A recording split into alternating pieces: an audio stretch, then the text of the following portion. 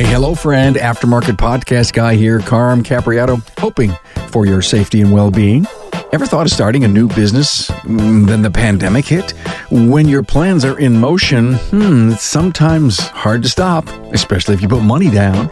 Now, in today's episode, you hear this exact thing happen to Connie and Russel Cook. Here's an interesting story on how this middle-aged couple jumped into shop ownership with all 4 feet. They give us a nice and transparent look into how and why they did it, while Russel was still turning wrenches at the dealership. Hey, this is the reason I podcast. Everything I do is real-world stories that help teach and frame up life's opportunities and its challenges. Hey, I bet you know an outstanding shop owner, technician, or service advisor. How'd you like to nominate them for a national honor from Apex?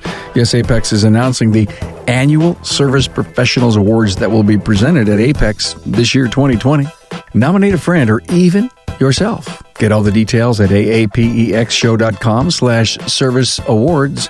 I'll put the link in the episode's show notes. The deadline is July 31st, 2020, and you can get a PDF version of the application to see the qualifications needed to nominate.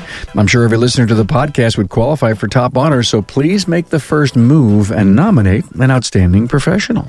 Stop spending time chasing customers. Shopware's leading shop management system is helping shops just like yours generate more profit per ticket with less time on the phone. Break away from your legacy system and implement a completely contactless workflow today. Do it today. Get started at getshopware.com/carm. Hey, I'm so glad you tuned into this tremendous resource of aftermarket podcasts. We've got over 800 sitting out there just for you. And an episode like this that shows pure entrepreneurialism is why I podcast for you. Here's a slice from Connie Cook. If you had asked me a couple of months ago, I would have said, I'm about to lose my mind. I'm exhausted. My brain is about to explode because I've just had so much information. I've had to learn the computer end of it, QuickBooks, the invoicing system, dealing with customers, and then learning the automotive part of it. I've had to learn that as well. I've got a long way to go. Welcome to the Automotive Aftermarket's Information Superhighway, a well-oiled and complete network hub for learning everything aftermarket. Hey, whatever your focus may be, it may be for your business, students, events, finance, teamwork, human resources, best practices, leadership, and many more. We've got the content right here. In this episode, we'll be visiting Russel and Connie Cook's new world of shop ownership at Finish Line Automotive, Ocala, Florida. They'll tell you how they got their money, what they put down, how they built working capital, what went wrong in the last 5 months, and how Connie had to work the shop with zero experience. What a challenge.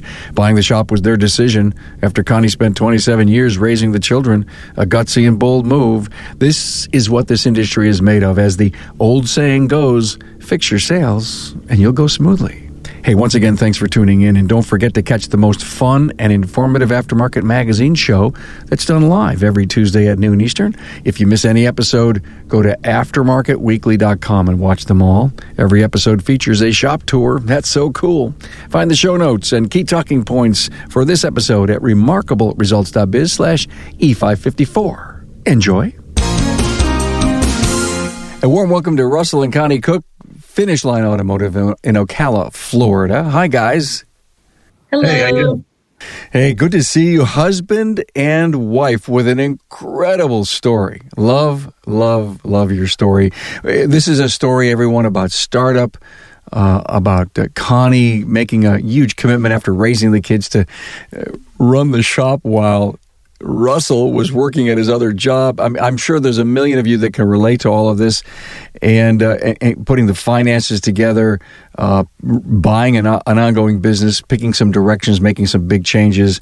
And then Russel, I think you're just a few weeks away from joining the business full time and giving Connie the kind of relief and support that she needs. So, husband and wife, love to do husband and wife interviews. Ever in your whole life thought about owning your own business, Russel? No, I have a friend who owns his own business who always encouraged me to do so, but seemed like it was something pretty daunting. There was a time where I considered doing a mobile repair And when it really came down to planning that and how that would work, I wasn't exactly sure how it would work. So kind of discarded that and just continued with what I knew. So take me to the day that you sat down with Connie and said, hey, I just got to do this. It really wasn't like that, okay? I've commuted quite a distance for a long time, and she wanted to have a business together or something to where we could spend more time together. And she was kind of looking at a variety of businesses, different things. I could join her, she could join me, and kind of looking through some ads, she found this business for sale that was 3 miles from her home, and looked into it and liked the idea of it and did some research, and it just all came together. Wow. You were the, if you will, the catalyst, Connie, to as you found this shop, and you say, wow, there's a business. My husband knows this stuff, right?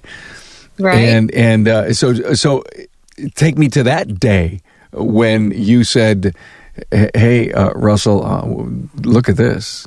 I tell him all the time, I said, it's my fault because it's business, because I had a thought one day, look up businesses on Baseline, which is a main road in our city. And I did. I started looking up garages on Baseline, and I saw this one, and I told him about it. And from there, he took off and just started looking into it and saying, this looks like something that we could do. You raised the kids for what, 26 years? Yeah, 27 years. And you just needed something else to do. Yeah, I was getting to the place where I was bored at home. So I said, I need to do something else. Well, I love that whole thing. You said, Russell, I'll either join Connie or Connie will join me, and we'll find something to do. And I think this is a great lesson for everyone in our industry, although you're not in your 20s or your 30s or even your 40s, which is exemplary that you would take this big jump and leap, in your early 50s. God bless you for doing that. You obviously bring, Russell, the experience of having been a technician for how many years? 27. 27 years, and you're working at a dealership right now. Mm-hmm. What's the brand? Lincoln. I've worked exclusively for Lincoln. I had a 2-year stint in independent, but the rest of my time has been, I guess it's been 26 years, but it's been Ford Lincoln experience. Got it. So you bring all the if you will, the technical skills with you. Who's going to learn how to be a CEO? We'll be figuring that out together, I'm sure. And if you weren't watching the video, Connie just raised her hand and says that's got to be me. Yes. Let's tell the story about the money line. How did the money come together? I don't want you to share any personal, numbers, but tell us how you pulled it off. Well, I knew that we would need some help. My parents are in their 70s, and then I've had 2 grandparents that have passed away, and they had left a little bit of money, maybe 25, 30% of what we needed. We could have put 20% down and then had a normal loan, but we thought if we threw everything, and we were going to do that, we're going to put 20% in and have an operating capital that we thought would suffice. But after running some numbers, we decided that if we threw everything we had in the pot, that would lower our mortgage payment $500 a month, and we would be in a much better position. The only problem that caused is now we had no operating capital. So that has been the reason that I have stayed at my work at the dealership for 5 months, and we've been surviving off of my normal income and at the house, and then we have taken no money out of the business and allowed the business to generate capital. The other 70% of the business was my father invested in the business with me. Okay, so you aren't paying off the former owner or a bank. This is all personal. I do have a mortgage. Okay, so you have a mortgage with a bank. Yes, right. For I would say about 60% of the loan is at the bank. So you end up buying the property too. Yes. Mm-hmm. Very good, very good. Yes. The business and the property, and the former owner own both. Yes. Okay. We have the physical property, the building, and all the equipment inside. It's a really smart move to keep working so that you can generate some operating capital. To the point, Connie, you weren't taking anything out of the business. You didn't have a job going in, so that it wasn't like that big of an effect. But are you both planning to start taking a salary? We will start taking a salary right now. We're set up as an LLC. Yeah. We will change to an S corp very shortly, and an S corp requires us to take a reasonable salary. But the salary that we take will still be less than what I'm making now, at least for a while. We just got to kind of play it by ear as we go along. So we'll be conservative with our draws, and then see what time permits. You continue to sacrifice. I love the word conservative. That helps justify the fact that you're not going to take a lot out of the business. But being conservative is a smart move in the beginning until you really can figure out where the profitability stands. How the sales are growing. Now, how long has it been since you've owned the business? We opened the doors February 3rd of this year. Mm-hmm. Okay, wow! Just before the pandemic. Oh my God, you will not forget 2020. I mean, open the doors and boom, right? 30 days later, boom. Yeah. Right. It was very nervous. It made us very nervous. We didn't know which way it was going to go. I imagine. Are you coming out of it okay? We fared very well. Very well. I don't know if it was people were kind of bored and just needed to get out and knew that, shops were essential businesses and that gave them a place to go, or if now they had the time to do car repairs that they had been putting off, or exactly why. But we stayed relatively busy through the shutdown. Wow, good for you. Walmart, which is just down the road, their automotive department closed. So we got a lot of their business, and still are getting their business because they're still closed. And there was a guy down the street who was also closed for a few weeks, and we got some of his business. Well, there's a break. I don't mean to slide over to the Walmart story, but do you think they're going to reopen that? Maybe. I'm sure they will. I haven't heard. I'm sure they will. They just closed 100 and some operations in Canada. The automotive operations in Canada. We were talking about it today on aftermarketweekly.com. You take this incredible risk on your lives, but probably in your hearts, what a great thing that you both did to start a business. The things kind of fell into place, and there's nothing wrong with the mom and dad loans. Nothing wrong. If you can't trust your kids, who can you trust, right? You help to raise them. And in the case of you, Connie, jumping on that counter, was there a service advisor and other people inside the business that you kept that have really, helped you get going? We don't have a service advisor, but we have two guys that have been there. One guy's been there for a tech who's been there for 15 years. And he pretty much ran the business last year for about 9 months.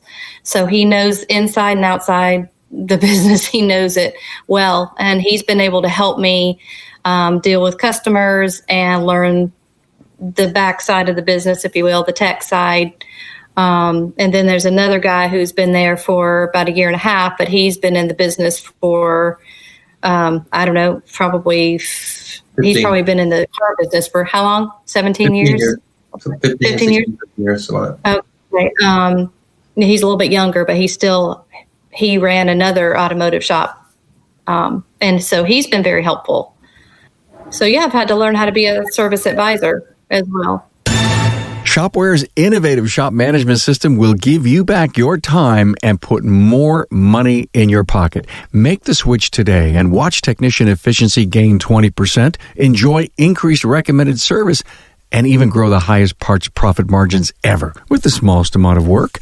Steve from Ultimate Automotive says, I love that Shopware lets you complete every estimate on the inspection, and we even have a higher ARO, receive more approvals, and have had a significant increase in revenue. With our previous SMS, estimating was limited because it was so time-consuming. This impacted not only what we could sell on each customer's current visit, but also what we would have prepared for following visits. Hey, your peers are happy. Let Shopware work for you. Book a demo at getshopware.com. Life as we know it has changed. Now, through it all, your work remains essential to moving the world forward, and your community has never been stronger. And that's one of the many reasons people turn to Apex.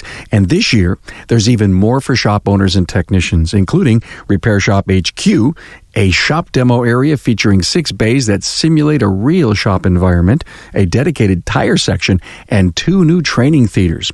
Apex is there for you. They're shedding light on new innovations, sharing insights on efficiency and effectiveness, delivering hands-on training, advocating for access to vehicle data, and being your voice for the industry. The key to staying ahead is joining your community at Apex 2020 to reconnect. Now, we're all in it together, and together, we'll move ahead.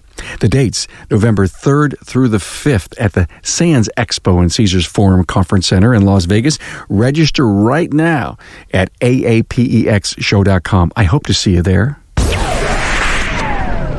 Have you texted Russell at work for advice? Sometimes. Oh, yeah. All right. Sometimes. So there's But another. it's hard to get a hold of. I don't have good cell service in my shop. But Connie originally thought that when we started this, that I was just going to be able to walk away from the dealership and we would be in it together. It was kind of like right about the time we were going to open the doors when she realized, because since we had shifted the operating capital, that just wasn't an option. So that was a sore spot for a few weeks, I would say. It was very nervous. It was very nerve-wracking for her to come back to the workplace. I mean, she had worked very hard at home, but to come back to the workplace after being away for so long and into a business that she really didn't know anything about except for just hearing me talk about in the evenings when I would come home. So you jumped into the deep end of the pool, Connie. Yeah, I did. Tell me where you are mentally right now. Exhilarated, excited, tired. Where are you right now? If you had asked me a couple of months ago, I would have said, I'm about to lose my mind. I'm exhausted. My brain is about to explode because I've just had so much information. I've had to learn the computer end of it, QuickBooks, the invoicing system, dealing with customers, and then learning the automotive part of it. I've had to learn that as well. So I feel like I've got a long way to go, but I feel like I'm finally getting getting some of it together, and like I'm understanding it a little better. So I'm seeing how it works now. So I'm in a better spot than I was a few months ago. Russell, your perspective on Connie jumping in the deep end of the pool for you. Well, I mean, she's been amazing, and she's done a phenomenal job, and she's stuck with it. I mean, there have been times where she's come home.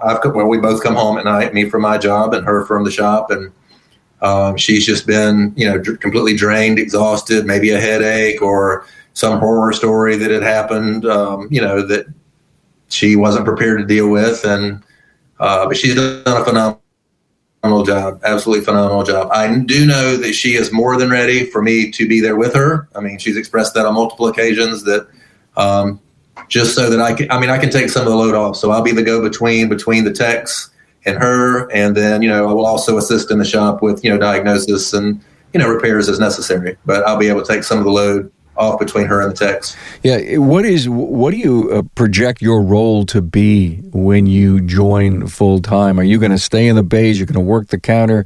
You're going to just learn to be the CEO? Give me an idea of the transition plan you have for yourself. It's probably going to be a little bit of everything. I mean, I would really like it to evolve into a place to where if I needed to run the counter, if Connie needed a day off, I mean, there's going to be times where Connie's going to be maybe sick and just needs to stay home, and then I need to be able to run the front counter. But that's not going to be my primary job. I mean, Connie will do the invoicing, and she'll be writing the checks for the payroll, and she'll be the service advisor. I will be able to interact with the customers from a technical, point of view, and be able to explain to them what's going on with their cars. I'll put the estimates together, supervise the technicians, but I'll still be doing some diagnosis and repairs and stuff, I'm sure. So everything. How old was the business? How long was it in business when you bought it? How many years? About 20 years. Okay. And you looked at, obviously you looked deep inside the business to see what its financial position was before, of course, you bought it. Did you have a great base to start with? I don't know so much about the financial side. We did our due diligence as far as checking everything, and all the numbers and everything that they provided us with was good. The thing that was the most encouraging for us was like Facebook ratings and Yelp and Google. The ratings and stuff that we were able to find were very good, like 4.5, 6, 7, 8 out of 5. There were people that we would just talk to because, again, the shop is near where we live, and like we go to church near where we live, and the people that we know, most of the people that we know are where we live, and they would say, "What shop did you buy?"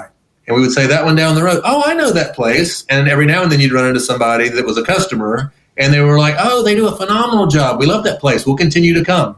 And so we never heard anything that was bad. Like somebody said, "Oh, I had a horrible experience there," or anything. Everything we heard was good, or that we saw was good. So that was wow. The power of community. You're living there, you're churching there, and you're businessing there.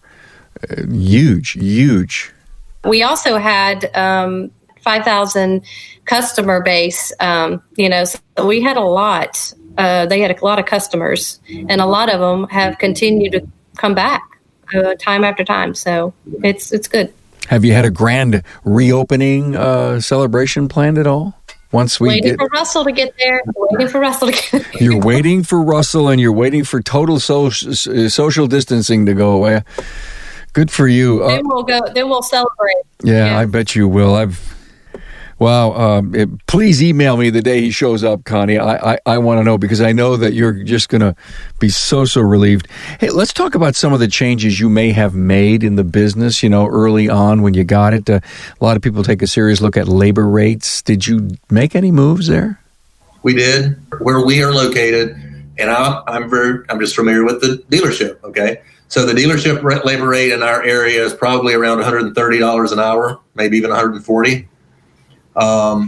They were charging $80 an hour, which is way under what the market will bear, okay, for labor. Alignments were like $50.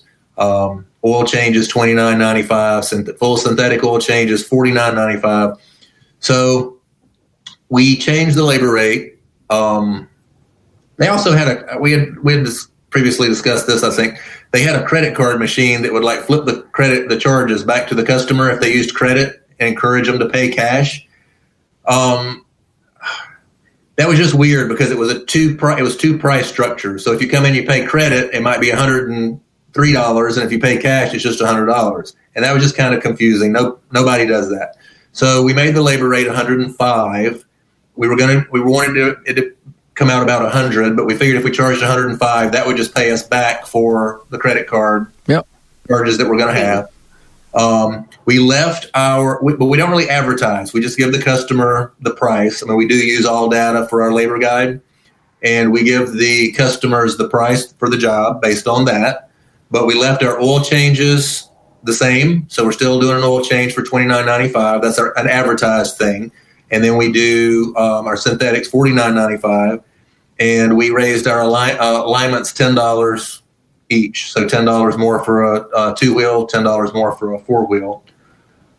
We were getting a lot of oil changes that would come in, and they would just be an oil change.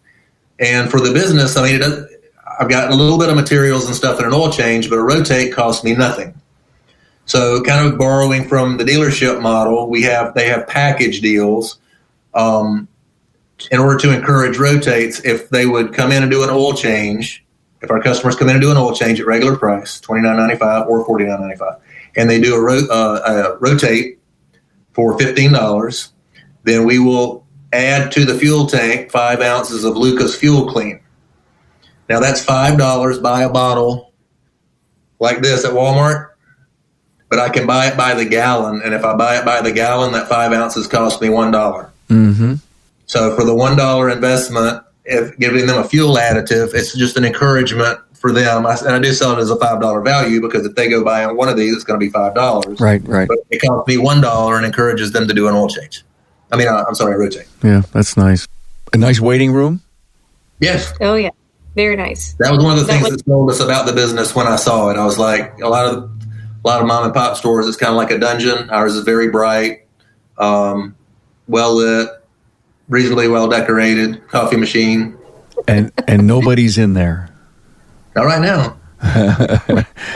It'll come back. I mean, what is your whole feeling on the touchless experience with the customers now? They're not coming in. They're dropping their keys. You're cleaning their keys. You rarely spend time with them. You okay with Connie will be better at answering that. And I don't know that we've had quite the shutdown in Florida as we have some other places. So I'll let her give you a better idea of what she's experienced.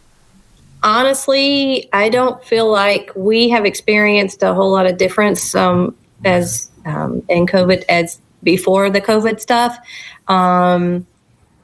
We have more people coming in with masks, but other than that, we've only had a few people say, "Could you please make sure the steering wheel's clean? Make sure everything's wiped off." We've only had a few people say that.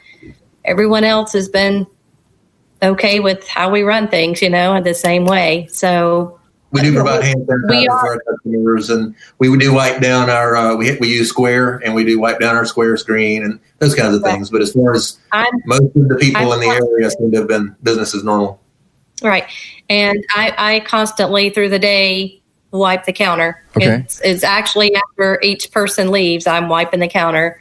And anything on the counter, wiping all that, keeping it clean. And so the car comes in, the tech's not wiping it down, and he is not wiping it again before the customer gets it?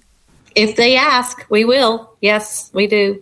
They wipe it off anyway because of, grease. If they have grease on their hands or whatever, they make sure that it's clean before they leave. Yeah, Florida is way ahead of all of us. You guys spiking at all as far as COVID-19? In our area... Okay, the only reason I know this is because I had to go to the dentist a couple weeks ago. In our area, like in the counties all around where we are, the cases were very low. I mean, less than 200 in our county. And the county that I work in, at the Lincoln dealership, I drive to that county, and there were also less than 200. So when I went to the dentist, they said, "Have you left the county in the last 2 weeks?" And I'm like, "Well, I work in Lake County, the next county over." And they said, "Well, I don't think they've had many either. Let me check." And then they said, "No, you're fine." But I mean, they took my temperature and stuff. But they took your temperature. Wow, so interesting. I just did a podcast that will come out this Friday, so I think everybody will get an idea of when we're recording this, of a shop owner in Michigan who had a case of COVID-19 from one of the techs in one of the shops. And it's a very, very interesting story to tell in a multi-shop environment, how it all came about, and some great advice that the shop owner has for everyone. So I'm not sure we're out of this thing 100%, although you guys in Florida feel you're incredibly invincible, and that's great. That's great. I love that. So you know what happens? You buy a house, right? You buy a 30-year-old house, and you're all excited, and then the garage door breaks, and then the dishwasher goes bad. What kind of things have happened inside of your business that you may not have had plans on? Connie can jump in if she thinks of any. There's 3 that I know of right off the top of my head. The computer that does all of our invoicing, this is major. It has had a virus in its lifetime.